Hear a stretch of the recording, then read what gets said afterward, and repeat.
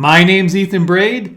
Today we're going to talk about the stock market cycle, where we might be in the current cycle, and how the stock market cycle will affect your retirement planning. So I'm going to begin with a very powerful chart that I became aware of in 2010. This chart really changed how I view the stock market, how I analyze the stock market, and how I think about retirement planning. I hope that you find this chart to be as exciting as I do. The first thing that I think investors should take note of with this chart is that the stock market has a very easy to identify pattern. Knowing where you're at in the pattern can really help with your long-term retirement planning. Here we have 114 years of stock market data going back to the late 1800s and coming all the way up to 2010, 114 years. And what you can take away from this chart is that there have been 4 distinct bull market cycles and 4 distinct bear market cycles. After we analyze this chart that ends in 2010, then we're going to look at a chart that brings us up to 2024 and see what conclusions we can draw. I love this chart because of the color coding and how it easily breaks out the bear markets that we can see here, of which there have been 4 in the last century plus, 4 major bear markets. And these bear markets have averaged 18 plus years, 18 and a quarter years on average. This last bear market, where it's showing 11 years, continued for a couple more years. It was a 13-year sideways market that ended in 2013. The 4 major bear markets that we're studying on this chart are time periods where there was no appreciation for the Dow Jones Industrial Average. 18 years is a long time to not make money on price appreciation in the stock market. So if you're 5 years or 10 years away from retirement, knowing where we're at in the cycle is really important, especially if we're going to be entering a bear market in the not too distant future, which I think we are probably.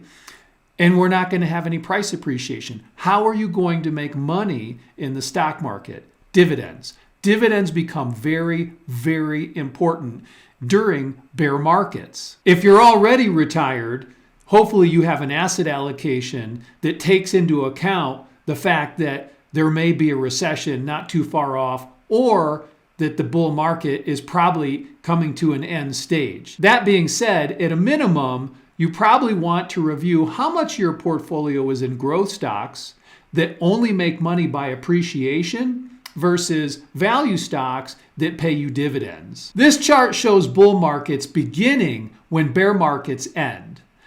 The 4 bull markets here average 10 3/4 years. And this is a very important concept to think about for your retirement planning, that bull markets tend to be shorter on average than bear markets. I like this presentation of bull markets beginning when bear markets end because it shows us what to expect if we're using asset allocation as an investment strategy and we're practicing long-term buy and hold with our investments, and we're not so much focused on market timing. You could say, if you looked here, that if your timing was great and you were a good market timer, then in 1932, the bull market that started then lasted for a long time into the mid-60s. And the same thing happened if you were fortunate enough to time the market, the bottom of the market, in 2009. But most people just are not that fortunate to be able to time the stock market at the bottom of a crash. Now let's take a look at a chart of the S&P 500 over the last 56 years, from 68 until present January 2024. Remember that I said in 2010, that's when I became aware of the previous chart, and it really influenced my thinking. And at the time, in 2010, we were about 10 years in to a bear market for stocks, and people were really, really disgusted with the stock market. However, when I saw this chart, I'm sitting here and I'm thinking, wow, the price to earnings ratio on the S&P 500 is acceptable. It's at a moderate level. Dividend yields are excellent.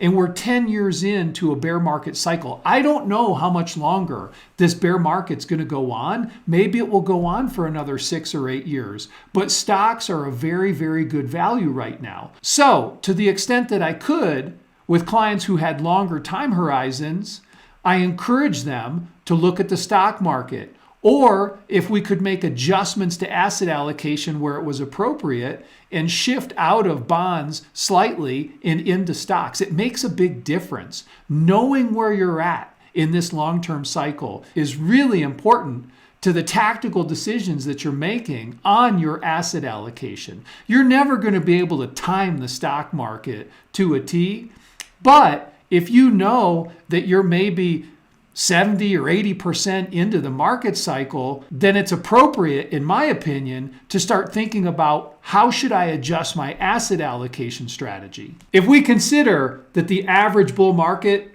is only 10 3/4 years, look where we're at today. We're already past the long-term average for bull markets.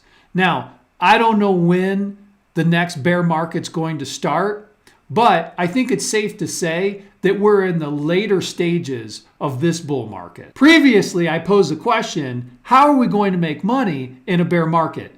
Dividends are the answer. Here is a chart going back to 1900, 124 years of dividends for the S&P 500, and it's an impressive chart. Notice that with only about 2 major exceptions, the long-term chart of the dividend, annual dividend for the S&P 500 is very consistent, highly consistent, and very smooth. You don't have the volatility that you see associated with stock prices. See, dividends tend to be much more stable than stock prices. Let's talk about the 2 times that dividends have gone down and what it was like.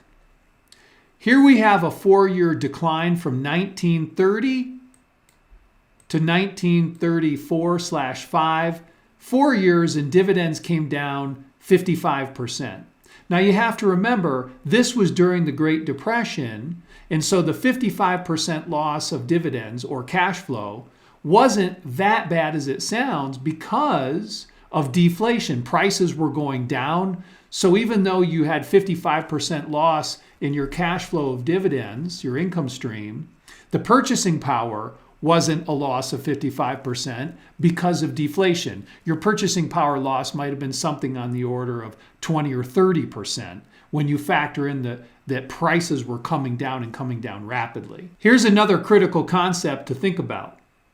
You enter the Depression and you have investments that pay you an income stream, dividends, right? You own stocks that are paying you a dividend, and maybe in real terms, your cash flow goes down 20 or 30%. Can you still survive? Yeah. But what if your investment strategy was owning growth stocks that paid no dividend and went down 90% or more? You have no income stream and you've lost all your money. So think about that now from a retirement planning perspective. Think about it going forward. There's a lot of talk that we might have a depression in the future. It's very possible with all the debt we're playing with in society. Almost $100 trillion, $97 trillion of debt in our society, over $34 trillion now at the government level. If we get another deflationary depression, which there's a good chance that we will in the next, say, 15 years, income is going to be really important. And valuation, I think, of assets may be a lot less. Because again, think about it. If you have a growth stock that pays you nothing, no income, and it goes way down in value, what can you do with it? Wait 10, 15, 20 years for it to come back? That's a long time, right? Notice also that dividends recovered, and they recovered much sooner than stock prices in the Great Depression. Now let's look at the other event in the last century plus where dividends were cut in a big way, and here it is in 2009. Dividends reached their peak in 2008 and then bottomed in around 2010, and they came down about 25%. The dividend recovery from the 2008 collapse was relatively fast. 4 years, to get back to the 2008 high. Now I'm going to quickly take you through the last 4 major bear and bull market cycles, and we'll finish with where I think we're at today. This is 1968 to 1982 for the S&P 500, 14 years, no return on price whatsoever. Now we can see 1982 to 2000, incredible 18-year bull market that ends in a bear market starting in 2000, and here we go, 13 years S&P 500, no return whatsoever on price, and 2 very serious major declines along the way. Not a fun time if you're a growth investor and you get no dividends on your portfolio. And here we are in the last cycle. This is the cycle we're in currently. That's where we're at today, starting back in 2013. And if you had good timing, back in 2009. But I'm saying here this cycle began at the end of the last bear market. So we're 11 plus years now, roughly, into this bull market. How much longer is this going to continue is the real question. I don't think it's going to go on too much longer. That's my personal opinion. So I don't know when it's going to turn, but I think the best way to handle this is to really start thinking about what type of equities you have in your portfolio, whether that's indexes, ETFs, mutual funds, or individual stocks. How are you allocating within the stock market, and really start thinking about getting away from the type of stocks that need that need price appreciation to make you money. You want to be thinking about investments that pay you income, that give you a dividend. That is going to be your protection for what's coming in the future. If you like this video, please share it with your friends. You don't have to get caught off guard. I don't know when exactly the pendulum is going to swing from bull market to bear market, but we can really get an idea of where we're at in the cycle by looking at these long-term charts and then assessing other factors like price to earnings ratio, dividend yield, et cetera, et cetera. So I hope this was helpful and I hope you enjoyed it, and thanks for watching.